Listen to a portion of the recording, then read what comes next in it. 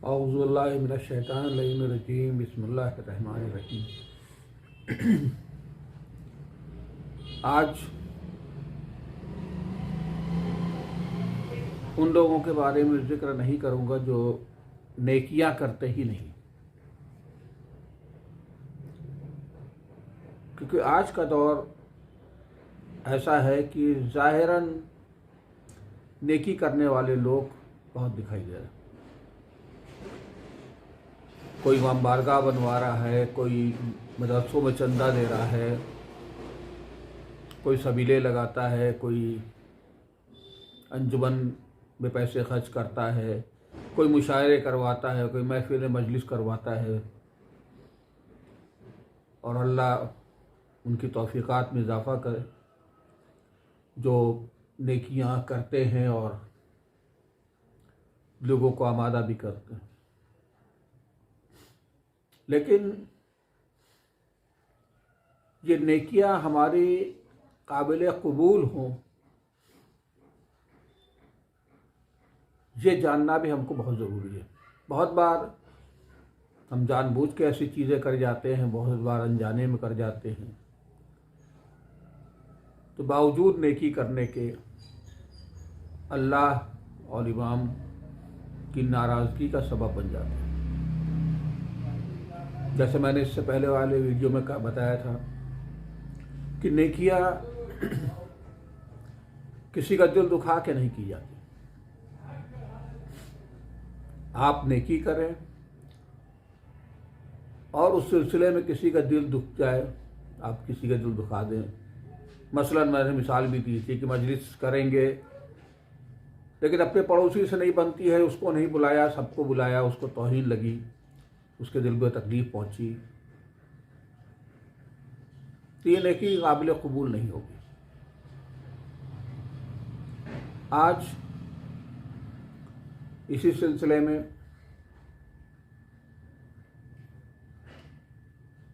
بتانا چاہتا ہوں کہ پہلی چیز تو یہ کہ اکثر ہم نے دیکھا ہے کہ ہمارے سماج میں لوگ اپنے اقربا، اپنے رشتہ داروں، اپنے بھائی بہن کا خیال نہیں رکھتے ہیں اور سماج میں بڑے نیکوکار مشہور ہوتے ہیں۔ یقیناً مجھے لگتا یہی ہے کہ انجانے میں ایسا کام کرتے ہوں گے، کیونکہ جان بوجھ کے تو کوئی شخص ایسا نہیں ہے کہ پیسے بھی خرچ کرے اور اس کو ضائع بھی کرے۔ مثلاً بہت مشہور چیز ہے کہ گھر میں بھائی کو ضرورت تھی پیسے کی، بہن کو ضرورت تھی پیسے کی، ماں باپ کے لیے کوئی خواہشات تھی ان کی، لیکن ہم نے اس کو نظر انداز کر کے سماج میں عزت پانے کے لیے، واہ واہی کے لیے مجلسوں میں مجلس کروا رہے ہیں، امام باڑے بنوا رہے ہیں، مسجدوں میں دے رہے ہیں۔ یہ نیکی قبول نہیں ہے، کیونکہ نیکی کا بھی ایک چین ہوتا ہے۔ یہ کہہ دیجئے کہ ہر شخص پہ کسی نہ کسی شخص کا کوئی نہ کوئی حق ہوتا ہے۔ ہمارے والدین نے ہماری تربیت کی ہے تو اس تربیت کا کوئی حق ہم پر ہوتا ہے۔ ہمارے بھائی بہن، ہمارے خالہ پھوپھی، چچا ماموں، ان کا کوئی حق بنتا ہے، اور پہلا حق یہی ہے کہ اگر آپ کے پاس پیسے ہیں، آپ کی ضرورت تو زیادہ ہے اور آپ چاہتے ہیں کہ راہ خدا میں کچھ کریں، آخرت کے لیے کچھ سامان جمع کریں، تو پہلے اپنے ماں باپ کو دیکھیے، اپنے بھائی بہنوں کی مدد کریے۔ جب ان کی پریشانیاں دور ہو جائیں تو خالہ پھوپھی چچا تک جائیے، ان کی بھی دور ہو جائے تو دور کے رشتہ داروں تک جائیے، پڑوسی تک جائیے، محلے میں آگے بڑھیے، شہر میں آگے بڑھیے۔ لیکن اگر آپ یہ چاہیں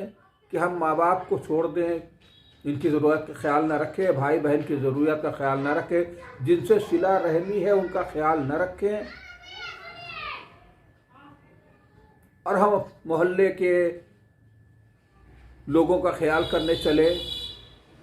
امام باڑے مسجدیں بنوانے چلے، تو یہ قابل قبول نہیں ہے۔ ثواباً بھی سب سے زیادہ ثواب اپنے والدین کا خیال رکھنا ہے، بھائی بہن بیوی بچے ان لوگوں کا خیال رکھنا ہے، ان کی ضرورتوں کو پورا کرنا ہے، اور سب سے کم ثواب ہے مسجد یا امام باڑوں میں راہ خدا میں دینا۔ ضرورت فکر کی ہے، سوچیے، یہ ضرور ہے کہ ماں باپ کو کھلائیں گے، بھائی بہن کو کھلائیں گے تو دعائیں دیں گے، دنیا نہیں دیکھے گی، دنیا میں ہم آپ نیکوکار مشہور نہیں ہوگا۔ شاید یہ خیال آتا ہو کہ باہر جب دیں گے تو باہر نیکوکار قرار دیے جائیں گے، دنیا ہم کو کہے گی بڑے مومن انسان ہے، اور شاید اس شوق میں ہم یہ غلطی کر جاتے ہیں۔ نہیں، یہ غلطی نہ کیجیے، کیونکہ یقیناً دنیا میں واہ واہی تو آپ خرید لیں گے، لیکن ایک سوال وہاں پر پیدا رہے گا جب پوچھا جائے گا کہ آپ نے اپنے بھائی کا خیال کیوں نہیں کیا، بہن کا خیال کیوں نہیں کیا، تو آپ کے پاس کوئی جواب نہ ہوگا۔ اب یہ تو پھر بھی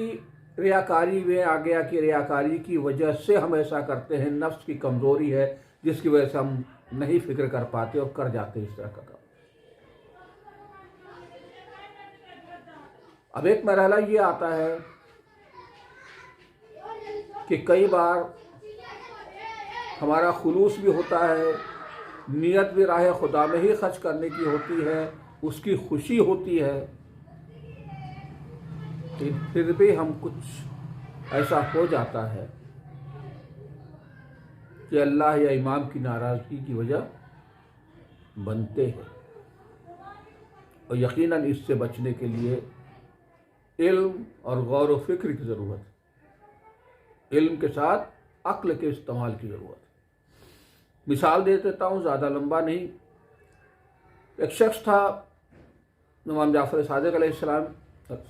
کی وجہ سے دور کا تھا،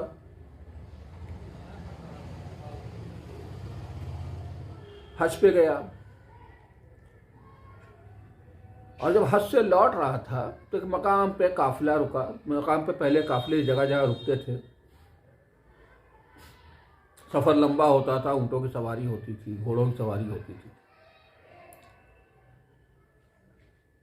تو وہاں پہ یہ سوال پیدا ہوا کہ بھائی ان کا کھانے پینے کا انتظام کیا جائے۔ اس میں ایک شخص تھا، اللہ نے نوازا تھا،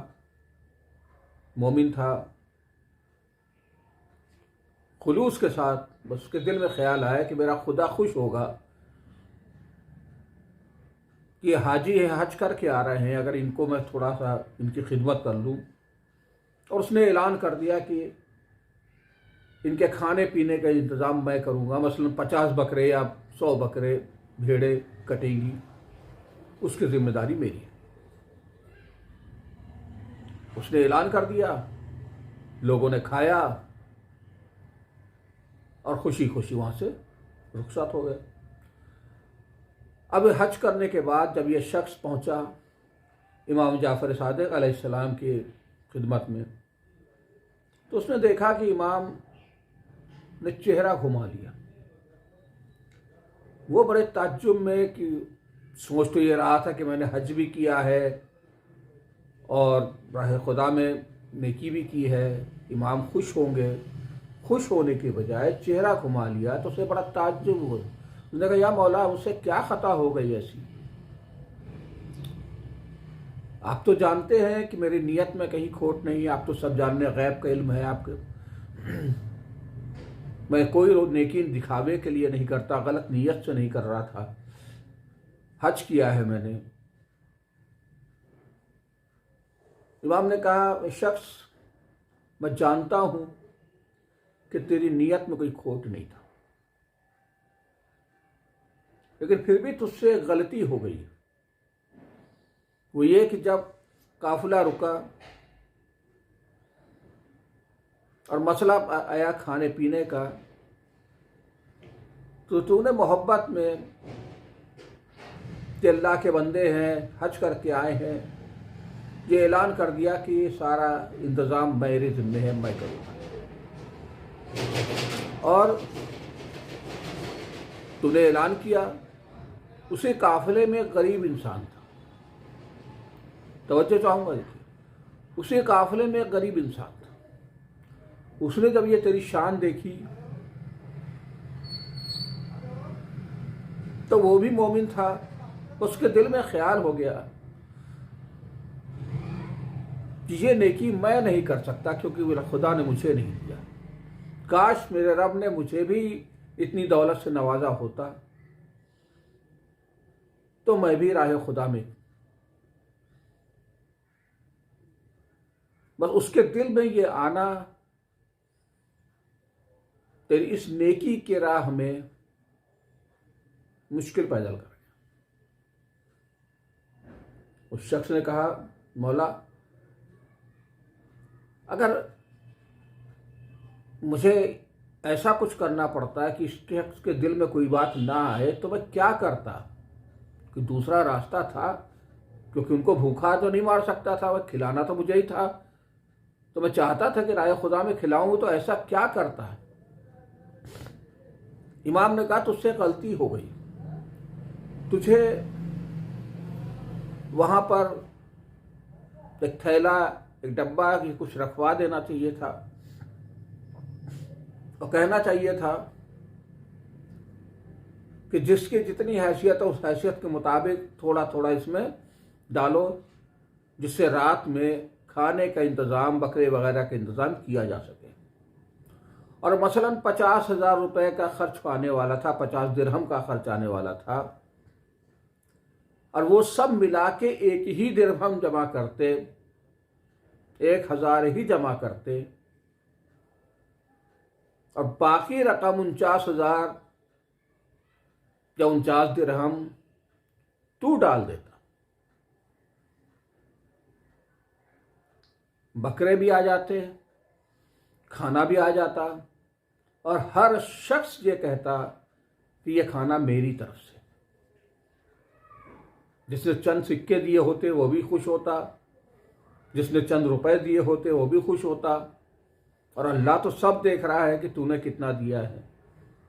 تیری نیکیاں بھی لکھی گئی ہوتی اور لوگوں کے دل میں یہ خیال بھی نہ آتا کہ کاش مجھے بھی اللہ نے دیا ہوتا۔ وہ شخص اپنی اس بات پر اتفاق رکھا، اس نے امام سے معذرت کی، امام نے اس کی نیکی کو قبول کروایا۔ شاید یہ روایت ہی اس طرف سے اشارہ کرتی ہے جیسے ہم لوگ چندہ جمع کرتے ہیں نیکی کرنے کے لیے، شاید اس کا چلن وہیں سے شروع ہوا ہو یا اس سے پہلے سے رہا ہو۔ لیکن آج بھی اگر کوئی شخص نیکی کرتا ہے تو اس کے لیے بھی یہ ضروری ہے کہ اگر مثلا مسجد بنوانا چاہ رہا ہے وہ، اور اس کے پاس 20 لاکھ روپے ہیں وہ دینا چاہتا ہے، تو اگر وہ چندہ کروا دے، کس محلے والے اپنے اپنی سکت کے حساب سے چند روپے جو بھی دے سکتے ہیں وہ دے دیں، اور سب مل کے چاہے 500 روپے ہی جمع کر پائیں، آپ 20 لاکھ دے دیں، تو بھی ہر شخص یہ کہے گا مسجد کے بنانے میں میرا حصہ ہے۔ کسی کے دل میں یہ نہیں آئے گا کہ اللہ تو نے اسے اتنا نوازا تھا مجھے کچھ نہیں دیا تھا۔ جو وہ باریک چیز ہے کہ ہم اس کا خیال نہیں کرتے، کیونکہ ہم خیال کریں تو کیسے، اس کے لیے صرف ایک شرط ہوتی ہے، ہمیں اس بات پر یقین رکھنا چاہیے کہ ہم جو بھی خواہ خدا میں دے رہے ہیں، چاہے رات کے اندھیرے میں دے رہے ہیں، میرا رب میرا خدا دیکھ رہا ہے، فیصلہ وہی دے گا، جزا وہی دے گا، صلہ وہی دے گا، یہ دنیا کچھ نہیں دے گی، چند گھنٹوں کی واہواہی کے سوا دنیا سے کچھ نہیں ملے گا۔ ہے نا مولا علی کے چاہنے والے، دعویٰ ہے ہم لوگوں کا نا، اور فضیلت کے لیے ممبر سے بیٹھ کے بیان کرتے ہیں مولانا، اور ہم سنتے ہیں اور واہ واہ کرتے ہیں، نعرہ حیدری بھی لگاتے ہیں کہ علی دیتے تھے راہ خدا میں، ایک ہاتھ سے دیتے تھے دوسرے ہاتھ کو پتہ نہ چلے، اور ہمارے یہاں تو یہ رواج ہے کہ جب تک پتہ نہ چلے تب تک نیکیاں کہاں کی۔ یہ اتنی سی چیز جو ہمارے رواج میں، دستور میں، ذہن میں آ چکی ہے للہ اسے نکال دیں، باوجود نیکیوں کے نیکیاں ضائع ہوتی ہیں۔ یہ تختیاں لگوانا، یہ اعلان کروانا، اس سے بچیں۔ ہاں یقیناً اگر آپ کے ذہن میں یہ بات ہے کہ نیکیاں تو میری بہت لکھ گئی ہیں اللہ کے ہاں، چلو کچھ دنیا میں واہواہی کے لیے بھی کچھ کام کر دوں، تو ٹھیک ہے صاحب، ایک بہت بڑا پلر بنا کے اس پہ نام لکھوا دیجئے کہ پوری مسجد میں نے تعمیر کروائی۔ دنیا سے آپ کو ضرور یقیناً واہواہی ملے گی، وہاں آپ کا اعمال نامے میں وہ حساب نہیں لکھا ہوگا۔ بس جیسے ہمیشہ کہتا ہوں کہ میں کوئی مولانا نہیں ہوں، کسی پر حجت نہیں ہوں، بس ایک فکر دے دیتا ہوں، ذہنوں میں آپ کے رکھ لیجئے، رجوع کریے اپنے مجتہد سے، کتابوں سے، مسائل کی کتاب سے، اور اگر میری بات درست لگے تو یقیناً عمل کریں۔